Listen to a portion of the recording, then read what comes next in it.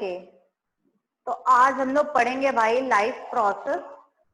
तो life process आप लोग का बायो का चैप्टर 1 है जो इस बार टेस्ट में आ रहा है। तो एक बार देखते जाते हैं इसमें क्या क्या है, और जो भी इंपॉर्टेंट लगेगा मैं आप लोगों को बताते जाऊंगी। ठीक है, मैंने इसके साथ और भी स्लाइड्स रखी हैं ताकि आप लोग को ये बहुत अच्छे से समझ में आए।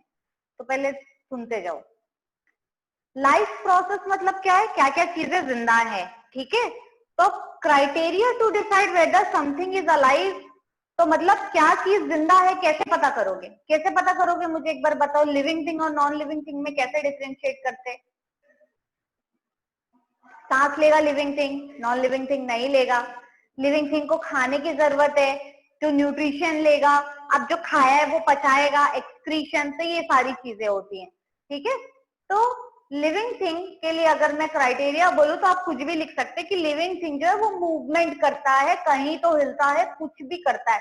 अगर आप बोलेंगे कि मैम प्लांट मूवमेंट नहीं करता, इट्स लिविंग, तो मैं आपको बता दूं प्लांट मूवमेंट करता है। हमने इससे पहले भी पढ़ा है हॉर्मोन्स में कि प्लांट लाइट की तरह मूव करता है। आपने देखा है ना, सनफ्लावर पूरा फ्लावर क्यों बोलते हैं, क्योंकि सन की तरह मूव करता है। तो प्लांट भी मूव करते हैं, हाँ अपनी जगह से नहीं हिलते, बाकी वो मूव करते हैं। So like that. फिर अब नेक्स्ट इसमें है कि लिविंग थिंग का ये वाला तो क्राइटेरिया हो गया। देन नेक्स्ट इसी में आता है कि लाइफ प्रोसेस में क्या क्या है। तो अपन क्या क्या पढ़ने वाले एक बार देख लो कि life process are the basic process of living organisms and are necessary for maintaining their life. तो हम इस लाइफ प्रोसेस में जो भी चीज पढ़ेंगे ये सब उनकी लाइफ के लिए बहुत जरूरी है और ये उनकी लाइफ को मेंटेन करेगा। ठीक है, तो क्या क्या चीज पढ़ेंगे? न्यूट्रिशन, न्यूट्रिशन मतलब खाना। रेस्पिरेशन यानी सांस लेना। देन ट्रांसपोर्टेशन यानी जो खाया है जो पचाया है वो न्यूट्रिशन पूरी बॉडी में जाना चाहिए ना, तो ट्रांसपोर्टेशन जिसमें हम हार्ट और ब्लड के बारे में पढ़ेंगे। देन एक्सक्रीशन, अब जो खा लिया हर चीज तो आपकी बॉडी के लिए जरूरी नहीं है, तो जो चीज जरूरी नहीं है वो एक्सक्रीशन बाहर, जो खराब चीज आपके बॉडी के टॉक्सिक सब्सटेंसेस है वो बॉडी से बाहर, तो that is excretion.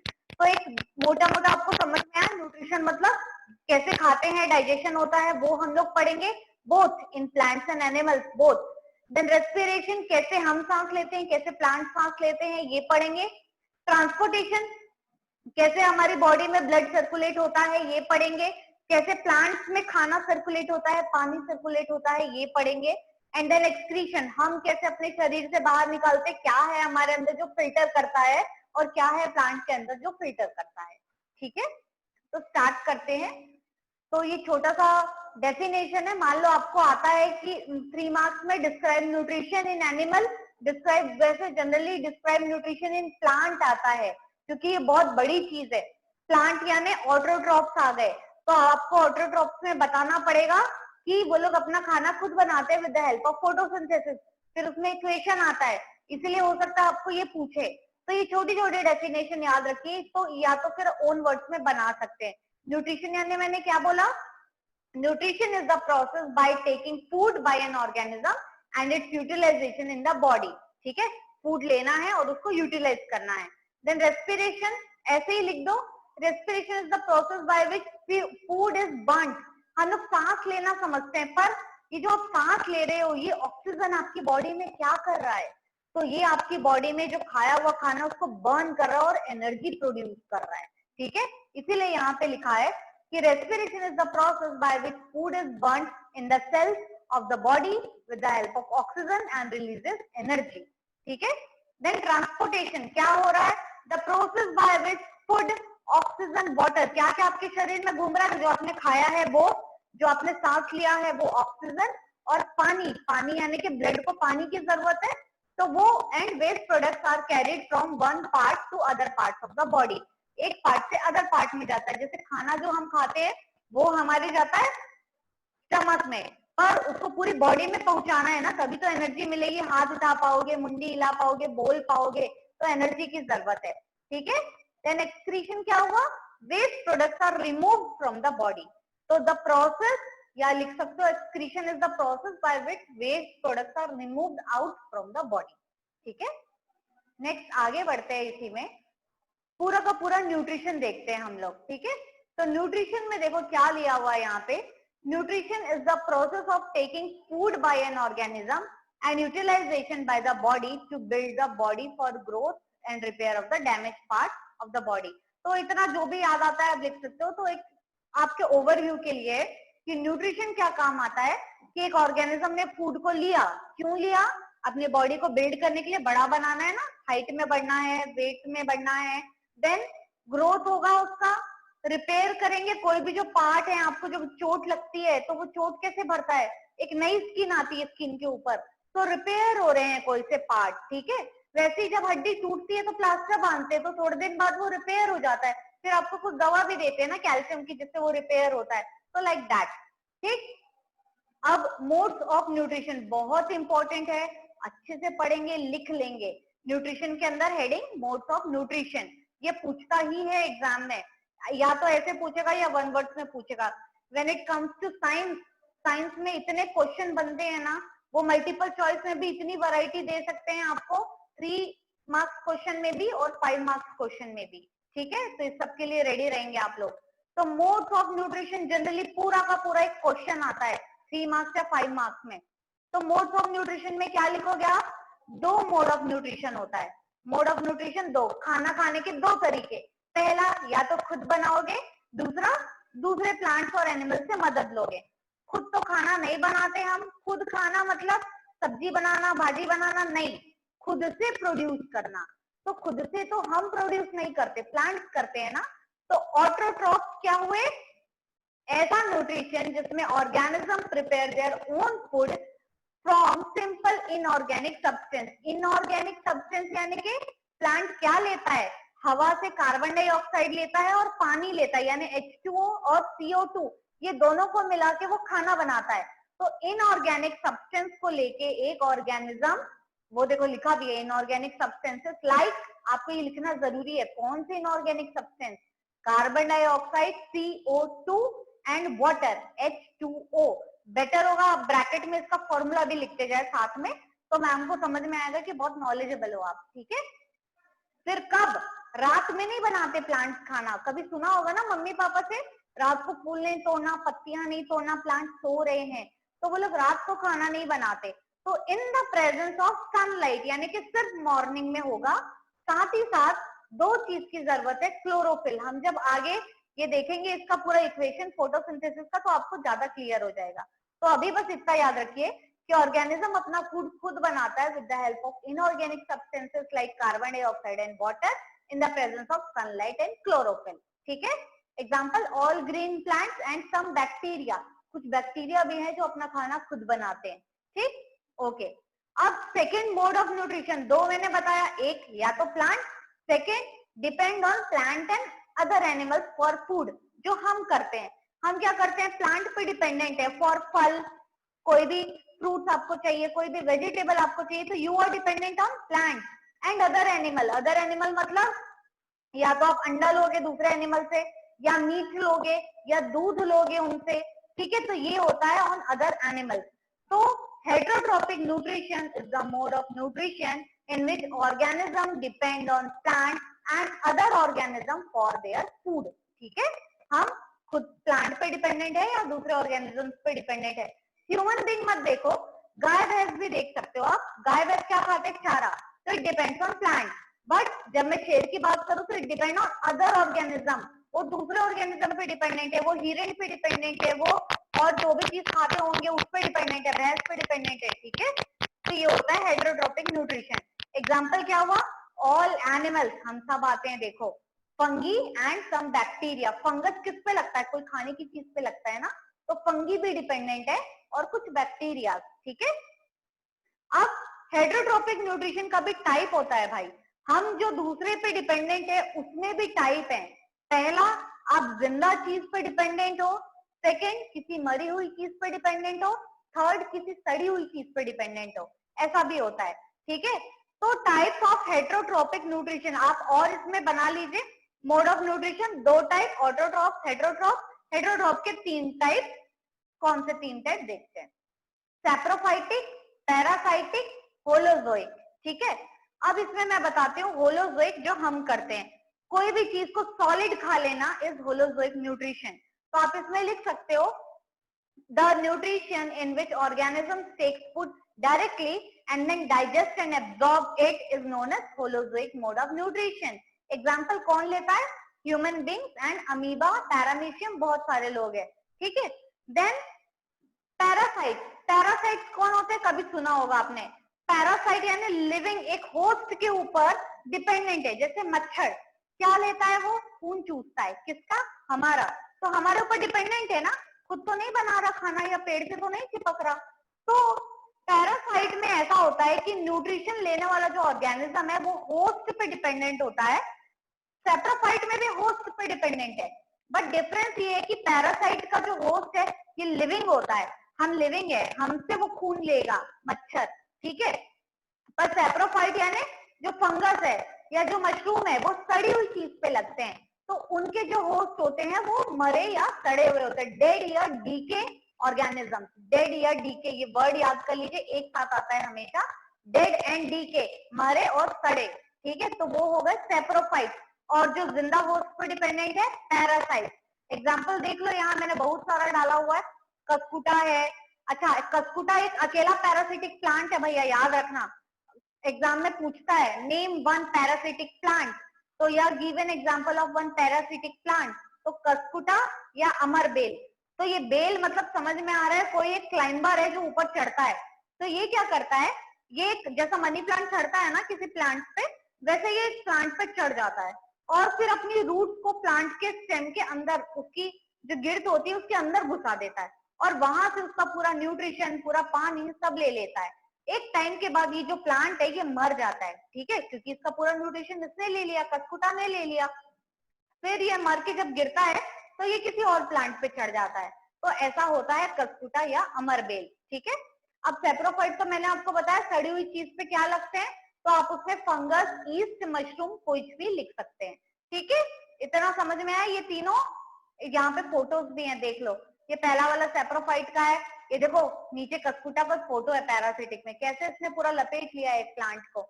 And then third holozoic nutrition amoeba. आपको वैसे वर्सा क्वेश्चन भी पूछ सकता है, name the mode of nutrition used by amoeba, मतलब अमीबा किस तरीके से खाना खाता है। तो आपका ऑप्शन यही चारों रहेगा, saprophytic, parasitic, holozoic, none of these. तो आपको लिखना है होलोजोइक, ठीक है। वैसे ही क्वेश्चन वैसे वर्सा भी पूछ सकता है, name the mode of nutrition used bye leches. Leches यानी जोंक, सुना है, पानी में रहते हैं जोंक। तो कभी पानी में जाओ किसी अनजान जगह की, इसलिए बोला जाता है तालाब नदी में नहीं जाना चाहिए। पहली बात तो क्रोकोडाइल का डर है, आजकल आप लोग बहुत सारे व्हाट्सएप वीडियो देखते होंगे कि क्रोकोडाइल ने आके खा लिया, सांप मिल जाते हैं, ठीक है। इसके अलावा जिस चीज का डर है वो है लीचेस यानी जोंक का, ये चिपक जाते हैं जब आप पानी में उतरते हैं आपके पैर में, और बहुत दर्द होता है क्योंकि आपके अंदर से खून चूसते रहते हैं। मच्छर तो इतना सा होता है, वो चिपकता है तो आपको दर्द होता है जब वो काटता है, तो लीच तो इतनी बड़ी बड़ी होती है, ठीक है। तो इस टाइप से, तो ऐसा याद रखेंगे आप लोग। तो ये सारे एग्जाम्पल्स एक बार रीड कर लीजिएगा ताकि एग्जाम में आए तो आपको याद रहे, ठीक है। आगे बढ़ते हैं अपन, न्यूट्रिशन इन प्लांट्स। अब हमने तो देख लिया कि इंसान कैसे खाना बनाता है, अभी अब देखते हैं कि प्लांट्स कैसे खाना बनाते हैं। तो भैया प्लांट तो ऑटोट्रॉप है, सबको पता है, तो आप लिख सकते हैं कि प्लांट्स टेक न्यूट्रिशन या plants use autotrophic mode of nutrition, यानी कि खुद खाना बनाते हैं। अब कैसे बनाते हैं तो देख लीजिए, पूरा न्यूट्रिशन इन प्लांट या फोटोसिंथेसिस के ऊपर आपको शॉर्ट नोट आता है हमेशा, या 5 मार्क्स क्वेश्चन आते हैं, तो इसको पढ़ लीजिए। फोटोसिंथेसिस में क्या लिखेंगे, फोटोसिंथेसिस मतलब बचपन से पढ़ते आ रहे हैं कि द प्रोसेस, फोटोसिंथेसिस एक प्रोसेस है। क्या प्रोसेस है? जिससे प्लांट अपना फूड खुद बनाता है। किसके इस्तेमाल से? इक्वेशन से भी देख सकते हो, चाहो तो इस इक्वेशन को चेंज कर सकते हो, अभी मैंने बताया। The process by which plants prepare their own food with the help of carbon dioxide and water in the presence of sunlight and chlorophyll, ठीक है। तो और इसमें आगे क्या लिखेंगे, ऑक्सीजन इज रिलीज, ठीक है। ऑक्सीजन बाहर निकालते हैं ना पेड़, सुना होगा आप लोगों ने। क्यों हमको प्लांट्स लगाने चाहिए ग्लोबल वार्मिंग रोकने के लिए? क्योंकि हम जो जब ब्रीथ करते हैं हम कार्बन डाइऑक्साइड बाहर निकालते हैं और ऑक्सीजन अंदर लेते हैं, बट सेम उल्टा होता है प्लांट्स के केस में इन मॉर्निंग, ठीक है। तो सुबह वो लोग कार्बन डाइऑक्साइड अंदर लेते हैं, उसका फोटोसिंथेसिस करते हैं, खाना बनाते हैं और ऑक्सीजन रिलीज करते हैं। मतलब अच्छी बात है ना, आपके सांस लेने के लिए जो ऑक्सीजन है वो प्लांट्स रिलीज कर रहे हैं, ठीक। देन बहुत ही इंपॉर्टेंट है, इक्वेशन ऑफ फोटोसिंथेसिस एग्जाम में पूछता है कैसे भी, ठीक है। तो ये पूरा इक्वेशन सहित याद कर लीजिए आप लोग। 6CO2 पूरा सिर्फ 6 का टेबल ही याद रखना है, इसमें और कुछ भी नहीं है। 6CO2 प्लस 6H2O भी लिख सकते हैं, 12H2O भी लिख सकते हैं। मैं एक डिफरेंस बताती हूँ। प्रोडक्ट साइड में देखो 6H2O लिखा हुआ है, मतलब मैं ऐसा पढ़ाती हूँ बच्चों को कि 6/T कार्बन डाइऑक्साइड और 12/T पानी, ठीक है। ये दोनों को मिक्स किया, गर्म किया, किससे? सनलाइट से, और क्लोरोफिल उसमें डाले एज अ मसाला, और फिर बाहर क्या निकला? C6H12O6। जिन लोगों को ये फॉर्मूला पता होगा, केमिस्ट्री में इंटरेस्ट है, उनको पता होगा कि ये जो फॉर्मूला है ये ग्लूकोज का फॉर्मूला है। हमको जब भी एनर्जी चाहिए होती है हम ग्लूकोज पीते हैं। कहीं से रनिंग करके आ रहे हो, कभी एथलीट लोगों को देखा है जब बाहर से आते हैं तो वो लोग ग्लूकोज पीते हैं, या जो रेसलिंग करते हैं वो लोग ग्लूकोज पीते हैं, ठीक है। या जब आपका ऑपरेशन हो रहा होता है और जब हम एडमिट होते हैं, जब हम कुछ खाने की स्थिति में नहीं होते तो हमको सलाइन में ग्लूकोज चढ़ाया जाता है। मतलब हम कुछ भी खाएं वो इनडायरेक्टली ग्लूकोज में ही चेंज हो रहा है, दैट इज एनर्जी, ठीक है। अब तुम कुछ खा के ग्लूकोज प्रोड्यूस करो या डायरेक्ट ग्लूकोज लो ले, एक ही बात है। तो 6/T हमने डाला कार्बन डाइऑक्साइड, 12/T पानी, तो हमारे पास निकला, थोड़ा सा गर्म किया हमने सनलाइट में और मसाले डाले क्लोरोफिल के, तो बाहर निकला ग्लूकोज C6H12O6 प्लस 6/T पानी वापस।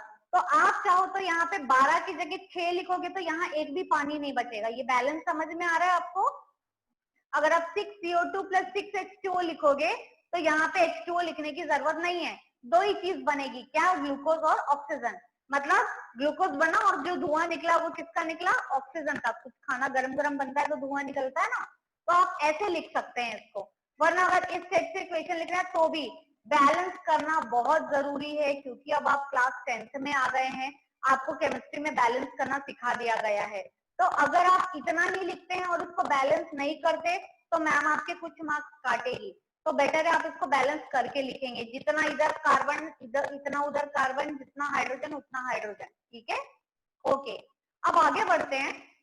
आपको पूरा प्रोसेस ऑफ फोटोसिंथेसिस आता है तो उसमें क्या लिखेंगे? अब स्टेप बाय स्टेप देखते जाइए प्लांट खाना कैसे बना रहे हैं। Photosynthesis takes place in 3 main step, यानी फोटोसिंथेसिस के 3 स्टेप हैं। क्या स्टेप है? पहला, लाइट एब्जॉर्ब करेगा। कैसे एब्जॉर्ब करेगा? क्लोरोफिल।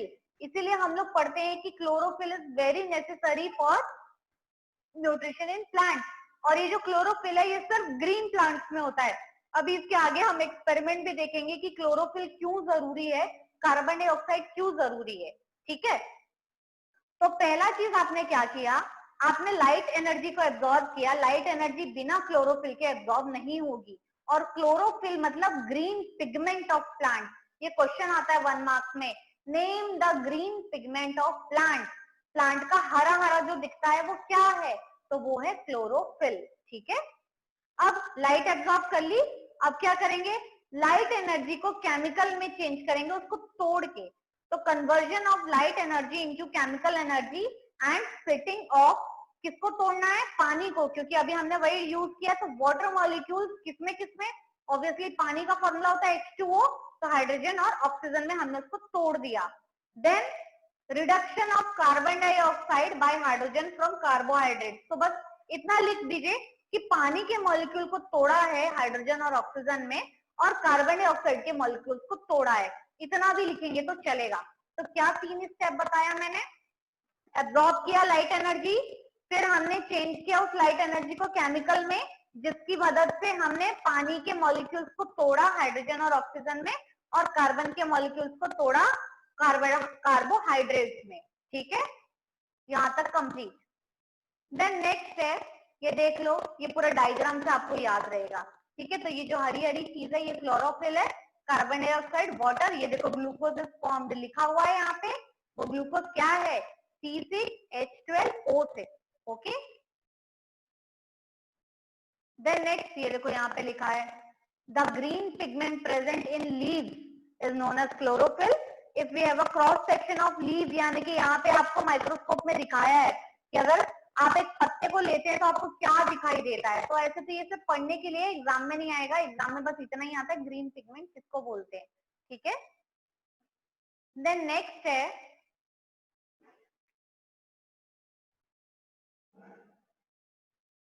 स्टोमेटा, ठीक है। इसका आपको डायग्राम आता है एग्जाम में, तो ये देख लीजिए।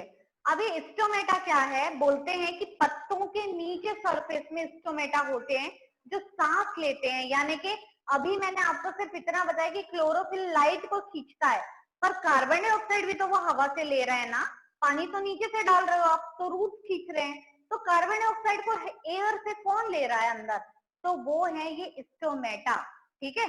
तो stomata are responsible for absorbing carbon dioxide from the environment. तो पढ़ लेते हैं क्या लिखा है।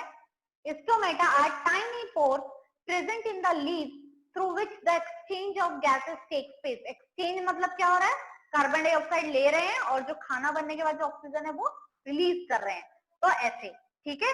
अब ये जो ओपनिंग है, जैसे हम सांस लेते हैं ना, तो वैसे ये भी ओपनिंग क्लोज और ओपन होता रहता है, ठीक है। तो each stem is controlled opening and closing from stomatal pores. तो इसका आप डायग्राम देख लीजिए, एग्जाम में जनरली आता है, या आपको डायग्राम बना के दे देगा और लेबल करने बोलेगा, ठीक है। तो जो लेबल करने वाली चीज होती है स्टोमेटा में, वो है ये, अच्छे से देखो, गार्ड सेल बीच में जो बने हुए हैं, किनारे वाले जो पूरे हैं ये कौन है, बीच वाला स्टोमेटल ओपनिंग है, और अंदर है क्लोरोप्लास्ट। तो ये तीन ही आते हैं आप लोगों को, तो स्टोमेटा की ये तीन लेबलिंग याद रखेंगे। गार्ड सेल किसको बोलते हैं, क्लोरोप्लास्ट किसको बोलते हैं, और स्टोमेटा किसको बोलते हैं, बीच वाला, ठीक है। देन नेक्स्ट है, ये एक्सपेरिमेंट पता नहीं आप लोगों को आपके टीचर ने पढ़ाया है कि नहीं। एक्टिविटी ऐसी है जिसमें हम लोग chlorophyll is necessary for photosynthesis देखेंगे। क्लोरोफिल यानी मैंने क्या बताया, ग्रीन पिगमेंट क्यों जरूरी है फोटोसिंथेसिस के लिए, फोटोसिंथेसिस यानी लाइट से रिलेटेड। तो ये जो पूरा पढ़े हैं अपन, इसमें ना जनरली आपको एग्जाम में क्या आता है कि क्लोरोफिल नेसेसरी है कि नहीं, वो चेक करने के लिए हम लोग कौन सा केमिकल डालते हैं।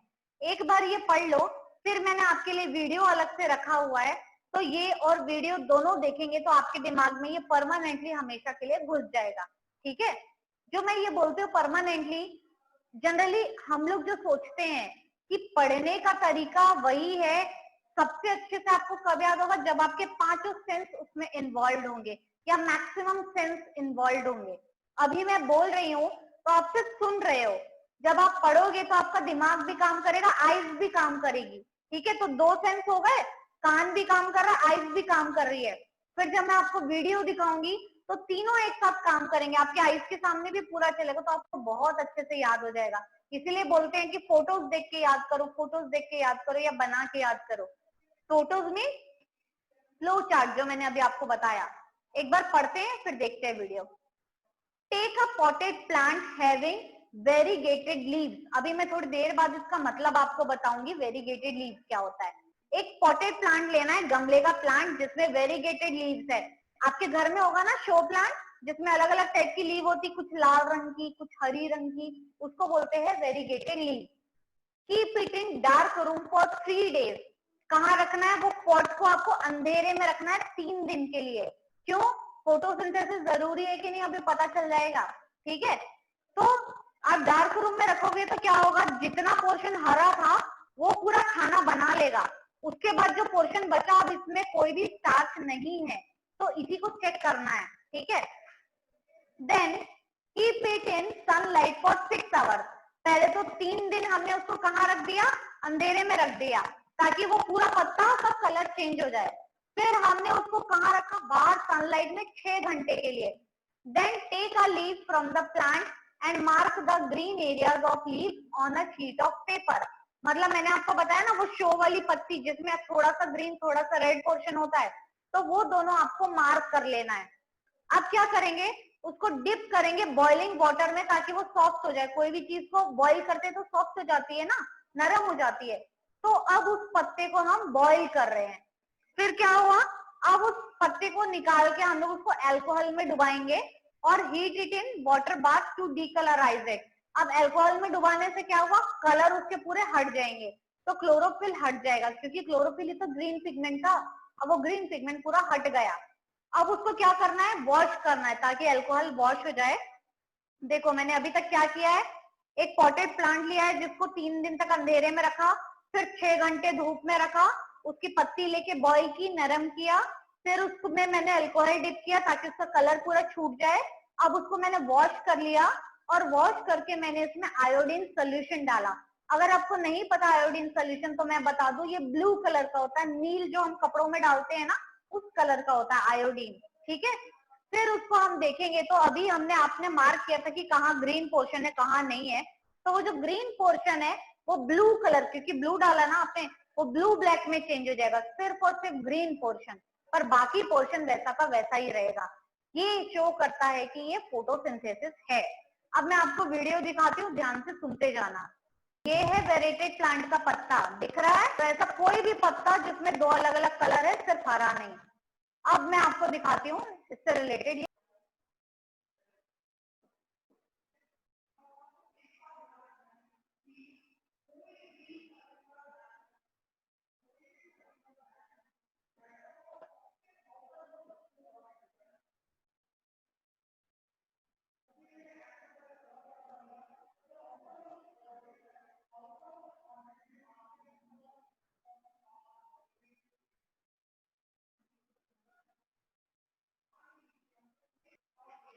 लिखते जाओ जिनको लिखना है,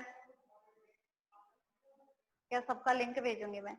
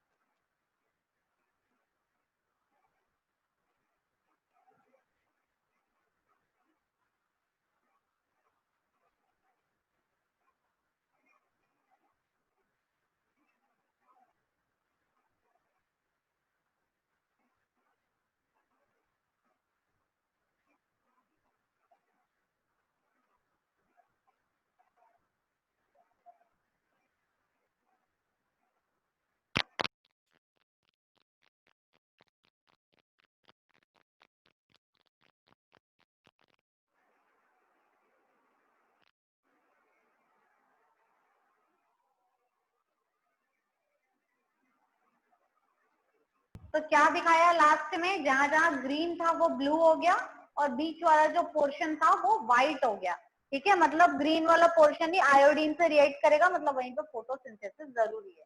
ठीक है, अब दूसरा वीडियो है, क्योंकि इसी में हम लोग पढ़ेंगे। ये लीव्स देख लिया आप लोगों ने। देन नेक्स्ट है इसी में दूसरी एक्टिविटी है जिसमें आपको फोटोसिंथेसिस शो करता है। तो ये है, तो अब इसमें आपको क्या बोला है, अब ये दूसरी एक्टिविटी है जिसमें आपको बोल रहा है कि ऐसी एक्टिविटी बताओ कि कार्बन डाइऑक्साइड जरूरी है फोटोसिंथेसिस के लिए। ठीक है, अभी हमने पढ़ा भाई कार्बन डाइऑक्साइड और क्लोरोफिल बहुत जरूरी है। तो यहाँ पे क्या एक्टिविटी है, ये आपके जो है बोल रहा है कि ऐसी एक्टिविटी बताओ जिसमें कार्बन डाइऑक्साइड नेसेसरी है फोटोसिंथेसिस के लिए, ये पता चले। ठीक है, तो एक बार पढ़ते हैं, देन अगेन वीडियो देखते हैं। Take 2 potted plants of same size and keep them in dark room for 3 days. एक जैसे 2 potted plant लेने हैं और उनको अंधेरे में रखना है आपको। ठीक है, then keep the plants on separate glass plate. अब वो दोनों को अलग अलग कांचों में रखे। Keep a watch glass containing some potassium hydroxide. भाई इसको अच्छे से याद कर लो, ये पूछता है कि कौन सा केमिकल यूज होता है to detect whether carbon dioxide is necessary for photosynthesis or not. ठीक है, नाम थोड़ा सा डिफिकल्ट है, पोटेशियम हाइड्रोक्साइड। कैसे भी याद करेंगे, फॉर्मूला में बता दूं, पोटेशियम का के, हाइड्रोक्साइड OH, तो KOH। हो सकता है आपको सिंबल के रूप में पूछे या नाम के रूप में पूछे, ठीक है। तो ये आता है, इसलिए मैं आपको बता रही हूँ कि केमिकल का नाम पूछता है। अभी क्लोरोफिल के लिए कौन सा केमिकल यूज किया हमने, आयोडीन सोल्यूशन। कार्बन डाइऑक्साइड के लिए कौन सा, potassium hydroxide we are using, ठीक है। अब देखते हैं इसमें, अब हम लोग ये एक्सपेरिमेंट देखते हैं तो समझ में आएगा, ठीक है।